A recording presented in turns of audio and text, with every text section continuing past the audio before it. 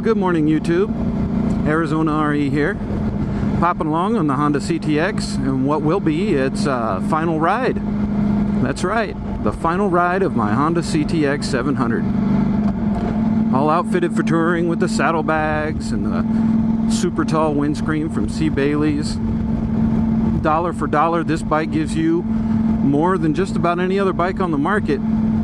Unfortunately for me, one thing it doesn't give me is the ability to really stretch out my legs, even with its forward position pegs. This was my first foray into riding motorcycles with pegs that are that far forward. I thought it would help, but after my last trip, it really became clear to me that that there are better situations for me.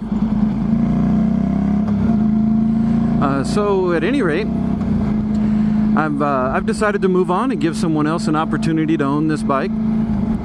And here's what it boils down to. I've gone out and test rode several bikes, everything from adventure bikes to cruisers, and honestly, with the Bonneville in my garage, it's really diminished my desire to have a big, heavy metal, chrome, and you know, huge cruising beast. I mean, it really has, because the Bonneville has so much character and everything that I really don't find myself yearning for one of those big, powerful metal bikes. So I started leaning towards you know, bikes that would be suitable for me to be touring. So I looked at the K1200 RT. I looked at the FJR 1300. I looked at the CTX 1300, the big brother of this bike. And unfortunately, Honda's discontinuing that line. It doesn't look like it's going to last another year. And I really don't want to buy into something that's never going to be supported by the aftermarket and things like that. So I had to scratch that one off the list. I hopped on the FJR. It seems right for my size a person as big as me. It really feels right. But it has more of a sport bike posture to it. I don't know. It's hard to describe. Your legs kind of tuck up, and you get a little bit of that sport bike posture, which I think is really good, especially for people who are accustomed to that and people who like that posture. That's awesome. But that's not for me either. I'm really more of the standard motorcycle sit up and beg. So I really started changing my ideas about what it was I wanted to ride. So I started looking at more of the adventure bike series, and you know, nothing too dramatic, but when Captain Rambunctious came out with his Tiger XRT, man, that really struck a chord with me. So I started researching those. But one bike, I'll tell you what, I did ride one. I did ride the Beamer, and I have to say, the BMWs, man, they're not, those bikes are not a joke at all. When you get on those bikes, they just feel superb. Just that they're instantly perfectly balanced. God damn, I thought for sure that guy behind me was going to hit me. They are definitely perfectly balanced. They come with everything: the anti-lock brakes, traction control, heated grips, heated seating, adjustable seating, all that good stuff. In fact, the particular bike I was looking at and really was going to start scratching pennies for was this used 2012 R1200R with the touring setup on it. You know, had the bags and all that stuff, and it's almost a street bike set up for touring, but it's not. It's actually just the naked version of the what is it, the R1200 RT. Really, it's just that bike without the fairing and all the extra electronics. Super light. It was 460 or 470 pounds wet, and you know, 110 horsepower and 90 pounds of torque.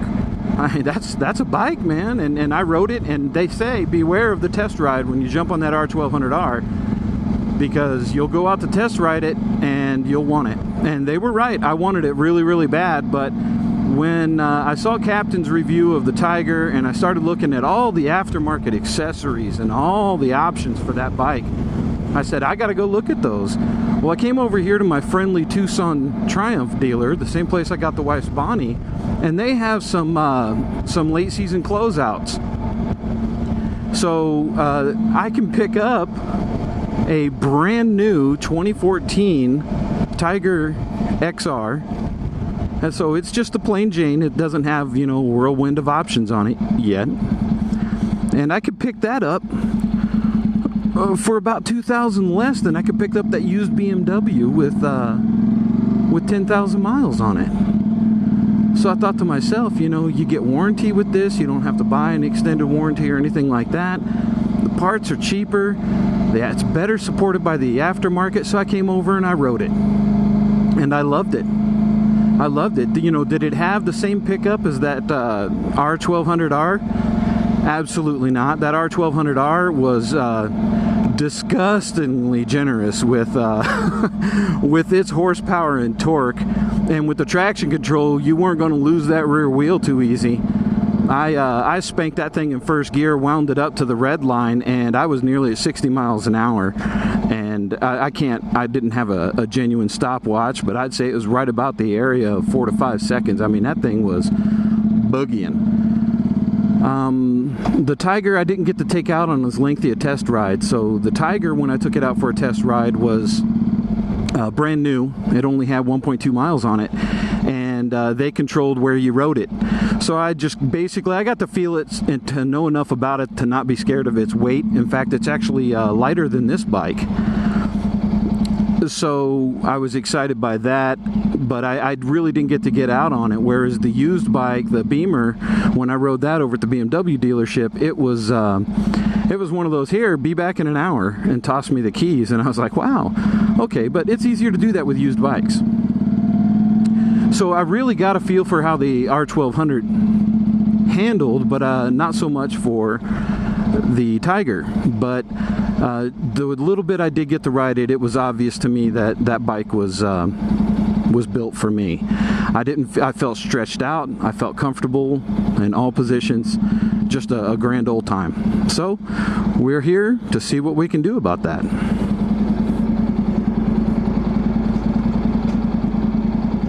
I'll let you guys know how it goes. Well, in true British form, coming to get another Triumph from the dealership. It's of course been raining on and off all day. A perfect time to get on a brand new bike with brand new tires and try and ride it home without throwing it down. So this right here is my brand new Triumph Tiger 800. We'll do a quick walk around of it. Yeah, she's cute. Farewell, old friend. Now, let's try not to fall on my ass.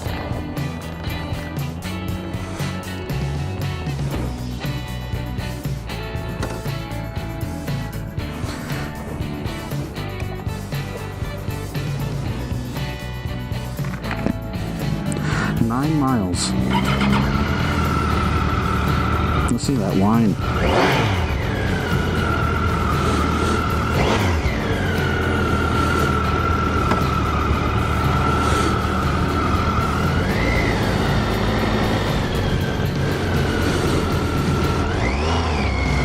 Oh man, this thing is smooth and light. Unbelievable how smooth and light this thing feels. So now we're looking at a bike that has anti-lock brakes, traction control, 95 horsepower. So that's a far cry from the CTX700, which was, I think it was 50 horsepower and about 39 foot-pounds of torque, which all that torque was centered down low. Wow, the shifter is so tight. I mean, it's so gentle, it doesn't ka-chunk and throw in. I forgot, man, I rode this thing so long ago, I can't remember exactly how it feels.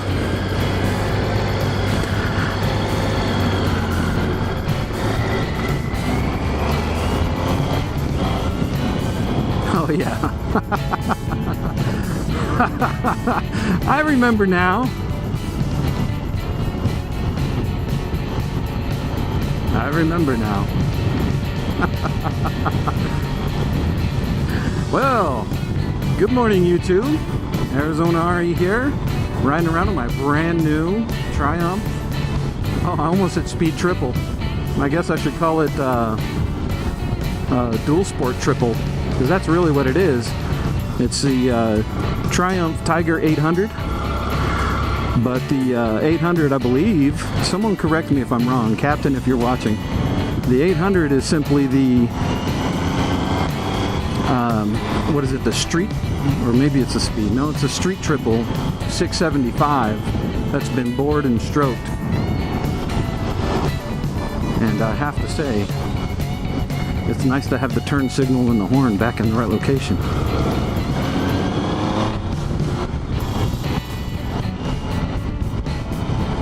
Oh. Wow. Most bikes, I do not like the stock sound, but I have to say, I love the whining that this triple does. It just gives you this little purr. Ooh, there was a good 40-mile-an-hour blast from the side there. And just wow. I can't believe for the first 500 miles I'm supposed to keep it below 5,000 RPM. I just cannot believe that. It's hard. The BMW I rode had these weird turn signals. You have to push a button on the left and push it on the right. And I know the Harley guys will go, oh yeah, that's a lot like Harley, but no, in order to turn them off, you had to, that's Honda leftover right there, by the way, hitting the horn instead of the turn signal. They're inverted on that Honda. Anyway, what was I saying? Oh yeah, the turn signals, you had to like click upwards on this little notch. So that was kind of weird. Wow.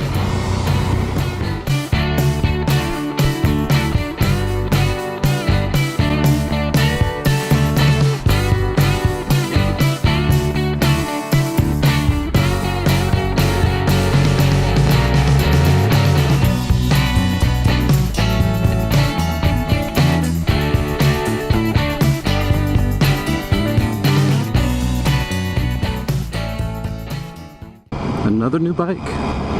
This is insane. I think I'm going to be done for a while.